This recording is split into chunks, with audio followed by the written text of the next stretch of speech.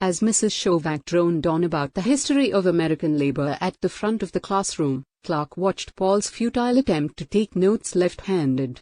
The poor guy's entire right side was out of commission. His right arm was in an elaborate sling designed to help heal his dislocated shoulder and partially torn labrum.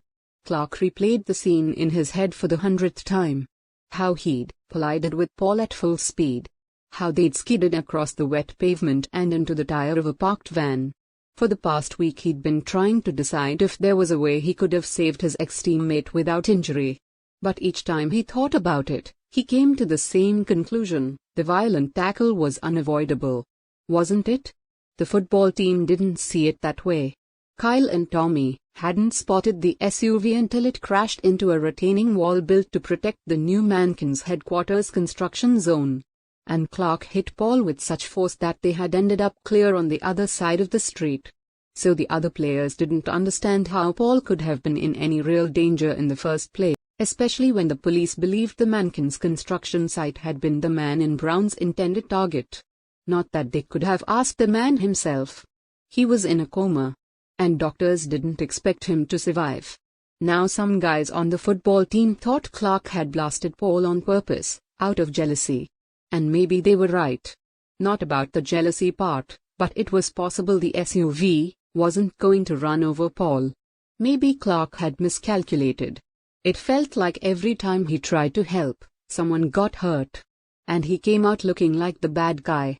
As if the universe were trying to mock him, Clark now heard the faint crying sound of someone else who might need help.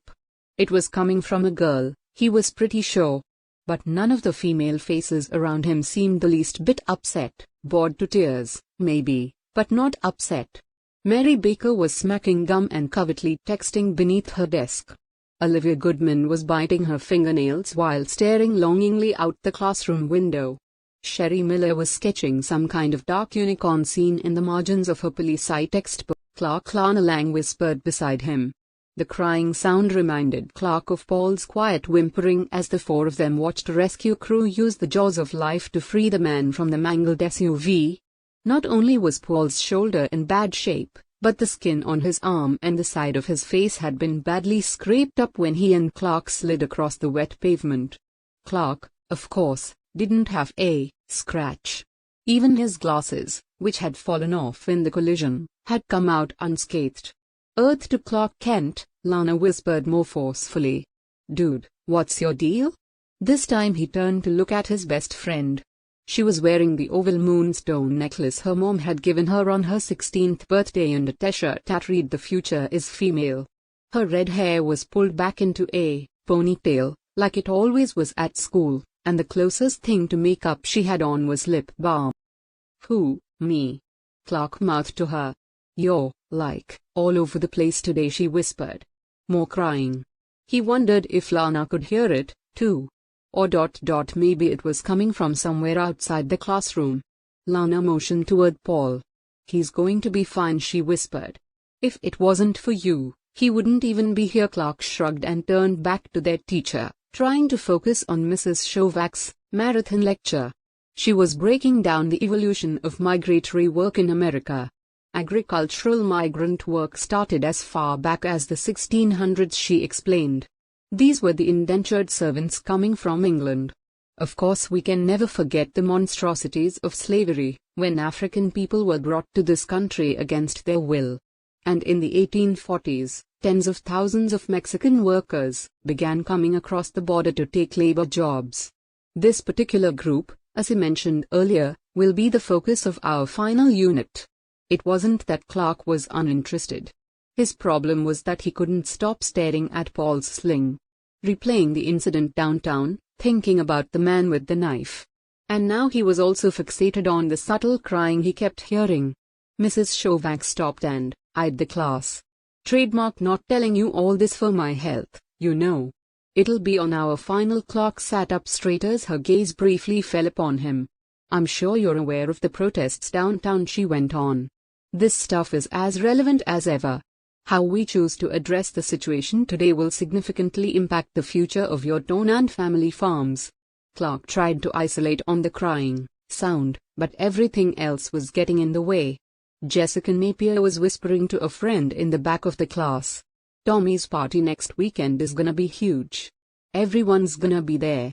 Out in the hallway, a student walked by with headphones, listening to an old country song Clark vaguely recognized. Clear across campus, Kyle made a joke about bulldozing right over Willie Moore during yesterday's spring scrimmage. One of Kyle's cronies snickered loudly, and then a locker slammed shut. Clark could even hear a small plane somewhere in the sky. A single-engine prop plane, to be exact. He could tell by the whipping sound of the front propeller. The plane was flying somewhere over a neighboring community. Noonan, maybe no, that was impossible. Noonan was the nearest town, but it was still more than 30 miles away. Great, now his mind was playing tricks on him. He rubbed his ears with the heels of his hands and stared at Mrs. Shovak. It wasn't just his hearing ability that was changing. All his powers seemed to be getting stronger. 2 days ago he'd seen right through a wall, into the classroom next door. He'd watched a freshman girl pass a note to another girl, who laughed without sound. These new abilities both thrilled him and scared him to death. But it was his hearing that he was focused on now. Somewhere on campus, a girl was crying. Her soft sobs sounded so broken and desperate that they eventually drowned out everything else in Clark's head. He needed to find out who she was. And why she was so sad. Clerk Lana's hushed voice interrupted again. This time Clark waited until Mrs. Shovak was writing on the board to turn to Lana. He found her staring at him, her large green eyes narrowed with concern. "You've been acting really weird lately," she said. "Even for you," Clark shrugged, ignoring the dig. Lana had a sixth sense when it came to reading people. It's what made her such a good reporter. And it's what made Clark sometimes feel anxious around her. There was so much he needed to keep hidden. "Honestly, though, is everything okay? I'm here if you need to talk." "Thanks," he told her. "But I'm good." The final bell rang, saving him from having to finish the thought. He smiled at Lana instead, doing his best to look normal.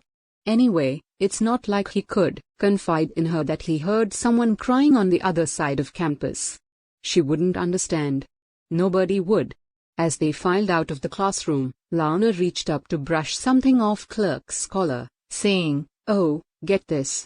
The inequity within the athletics department runs even deeper than I first thought.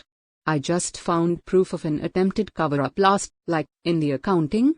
Clark asked. "You got it." Lana was already the editor of the school paper as a junior. She was good at asking questions. And even better at getting answers. "Can you believe something like this could be happening right here under our noses?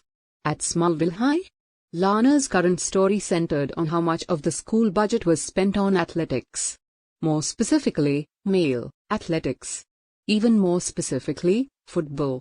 This was the way it had always worked between Clark and his best friend. Whatever story she was currently working on became a big part of their conversations. Lana liked using Clark as a sounding board, and Clark enjoyed being part of her investigative whirlwinds. "Is Rice cooperating?" Clark asked, referring to their principal. "Oh, yes, she is." Lana waved her phone in front of his face. "She's sent me 3 emails over the last 2 periods." Clark grinned. No one could make a powerful adult sweat quite like Lana Lang could.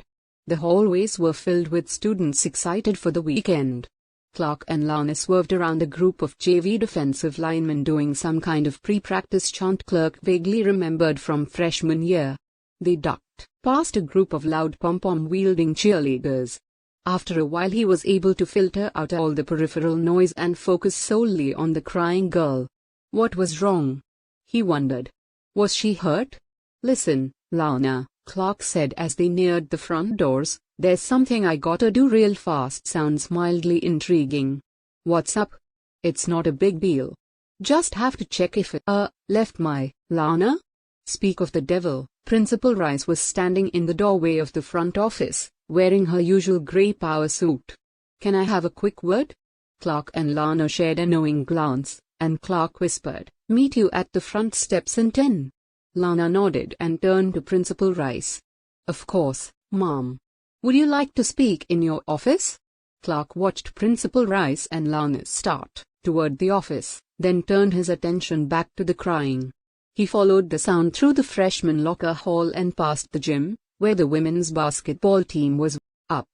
The sound eventually led him to an empty classroom halfway across the school. He recognized the girl right away. Gloria Alvarez. A senior he'd always admired from afar. She was one of the few people at Smallville High who were able to navigate effortlessly across multiple social groups. One day she'd be eating lunch in the library with the Latinx book club. The next day Clark would see her, laughing in the halls with a group of white cheerleaders. He also knew she was one of the smartest kids in the school and so good with computers that she codes. Gloria sat at a desk in the front row, hunched over, wiping tears with a bundled tissue. At first she didn't notice Clark in the doorway, so he simply stood there and watched her, feeling awkward. She clearly wasn't in any danger. But the depth of her sadness was so gut-wrenching that he couldn't pull himself away. He wondered if he'd ever felt anything so intensely. Was he even capable? In a way, he actually envied her sadness. He took a tentative step forward and cleared his throat. "Excuse me, but are you okay?" Gloria looked up at Clark, startled. Her eyes red, cheeks streaked with tears. "Sorry," Clark mumbled, averting his gaze. I was passing by or whatever." And he studied her again. "What's wrong?" "Everything." Gloria stood up, then froze, staring at him. "People are disappearing," she snapped, "and no one in this town even cares." Her words caught Clark completely off guard. "Who?" She shook her head and pushed past him, out the door.